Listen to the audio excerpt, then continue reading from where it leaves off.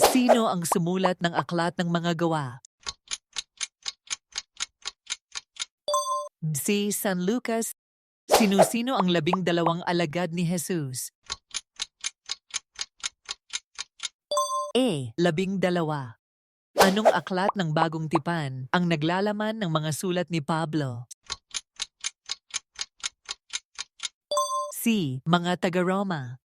Sino ang sinasabing ama ng mga banal? B. San Juan. Ano ang pangalan ng anghel na nagbigay ng balita kay Maria tungkol sa pagbubuntis niya kay Jesus?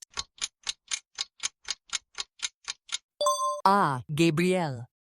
Sa aling aklat ng Bagong Tipan matatagpuan ang Sermon sa Bundok?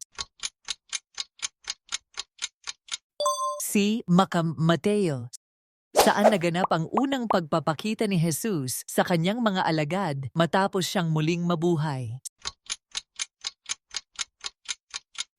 B. Galilea.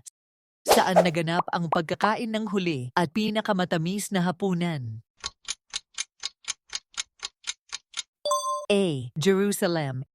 Ilang araw bago binigay ni Jesus ang banal na espiritu sa kapistahan ng Pentecostes? B. 40 ka-araw. Anong araw ipinapatay si Jesus sa krus? C. Biyernes.